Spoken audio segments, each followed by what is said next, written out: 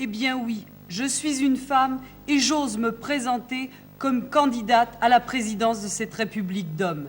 C'est légal et pourtant cela choque, cela paraît étrange, même aux hommes de gauche, et cela doit l'être puisque je suis la seule. Certes, les grands partis se disent tous partisans de l'égalité des hommes et des femmes, et ils n'en finissent pas de voter et de revoter des lois sur cette égalité. Mais quand il s'agit de donner des responsabilités, quand il s'agit de commander, de diriger, alors tous ces hommes-là considèrent que cela doit rester une affaire d'hommes. Bien sûr, parmi eux, personne n'ose dire que les femmes ne sont pas capables d'exercer telle ou telle fonction. Mais dans les faits, quelle place font-ils aux femmes? Sur plusieurs centaines de ministres qui se sont succédés depuis 30 ans, seulement 2 femmes. 8 femmes aujourd'hui au Parlement sur 480 députés. Et cela parce que tous les partis en place, tous les hommes politiques, qu'ils soient de droite ou de gauche, ne mettent pas leurs actes en accord avec leurs paroles. Là comme ailleurs, ils mentent. La preuve, c'est qu'aucun grand parti n'a jugé une femme digne de le représenter à ces élections. À l'usine, au bureau, dans les services, les femmes n'ont que des emplois subalternes, alors que les hommes sont en majorité des cadres. L'immense majorité des femmes qui travaillent sont commandées par des hommes. Oh, bien sûr, on nous parle à la radio et à l'école de la dignité d'être mère et de l'importance du rôle de la mère dans la famille et dans la société. Mais toutes les femmes qui travaillent et qui ont dû demander à leur chef une autorisation d'absence pour soigner un enfant malade savent parfaitement quelle rebuffade et quelle réflexion elles doivent essuyer.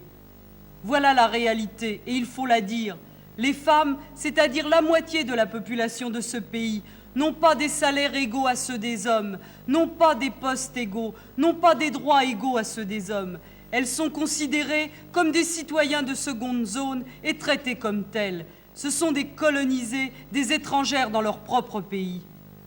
Votre société, messieurs les politiciens, n'est pas sortie de la barbarie et c'est vous qui l'y maintenez, y compris vous, hommes de gauche, car n'oublions pas que même le Front populaire en 1936 n'avait pas donné le droit de vote aux femmes.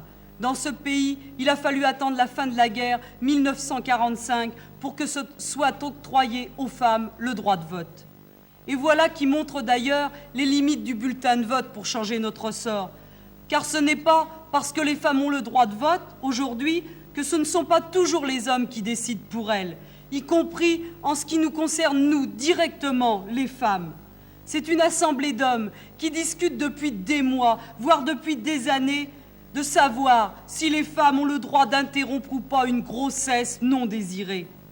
Eux parlent de morale, de liberté, de droit, mais tolèrent avec cynisme l'inégalité flagrante, systématique, inique, dont les femmes sont victimes. Alors, comme l'ont dit des centaines de milliers de femmes en signant une pétition récente, je ne suis pas un homme politique, je ne suis pas médecin, je ne suis pas juriste, je suis une femme et j'exige le droit de décider moi-même si je dois ou pas avoir des enfants et combien. Et pour que ces politiciens acceptent aujourd'hui, avec combien de réticences et de dérobades, de discuter de modifier la loi, il a fallu que des femmes courageuses disent publiquement « oui, j'ai avorté ». Il a fallu que des médecins, hommes et femmes, bravent la loi et l'autorité judiciaire en proclamant « oui, j'ai pratiqué des avortements ». Il a fallu que se crée le mouvement pour la liberté de l'avortement et de la contraception, le MLAC. Et tous ceux qui participent à ce combat ne sont pas prêts à laisser l'Assemblée nationale décider seule et à s'incliner devant ces décisions. Car les bourgeois qui se disent partisans de la libéralisation de la loi sur l'avortement et ceux qui en sont adversaires partagent en fait la même hypocrisie fondamentale. Car le problème se posait aussi avec la même acuité, Monsieur Mitterrand, quand vous étiez garde des Sceaux et ministre en 1956. Il faut que ces choses-là soient dites, car il n'y a aucune femme dans ce pays, qu'elle soit bourgeoise ou ouvrière, qui n'ait été un jour ou l'autre confrontée avec le problème d'une grossesse non désirée. Et il n'y a aucune femme qui n'a senti alors toute la détresse de sa situation et qui ne se soit révoltée contre une législation rétrograde et hypocrite. Elles ont alors réagi selon leur morale et surtout selon leurs moyens, mais toutes en ont été profondément marquées. Pour toutes les femmes de ce pays, je réclame le droit à la contraception, ainsi que le droit, car c'est un droit, d'interrompre une grossesse non désirée en bénéficiant de toutes les garanties médicales. Pour les socialistes révolutionnaires, l'égalité de l'homme et de la femme n'est pas un droit, c'est un fait. Si la femme occupe aujourd'hui une situation inférieure à celle de l'homme, ce n'est pas dû à son manque de capacité, qui n'existe que dans la tête des réactionnaires. C'est parce que nous vivons dans une société d'exploitation, une société qui repose sur l'injustice et sur l'inégalité. Et les femmes, toutes les femmes, y compris celles de la bourgeoisie, sont victimes de cette société d'exploitation. Bien sûr, certaines ont des cages dorées, mais ce sont des cages quand même. Il suffit de voir avec quelle impudence, en cette période d'élection, tous ces ministres poussent en avant leurs femmes ou leurs filles comme ils exhibent leur propriété ou leur titre. Et s'il y a des femmes à qui ça plaît, eh bien tant pis pour elles. Ce n'est pas à elles que je m'adresse, mais à toutes celles qui aspirent à être reconnues comme des êtres humains à part entière. Et si des femmes de la bourgeoisie ne votent pas pour moi parce que je suis une militante d'extrême gauche, cela ne me gêne pas.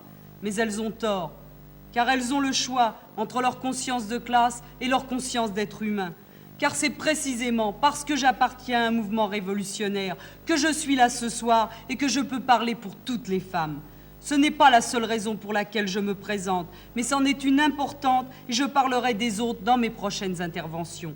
Mais si je suis la seule candidate féminine, ce n'est pas un hasard. Et toutes les femmes qui en sont conscientes doivent le marquer le 5 mai en votant pour ma candidature.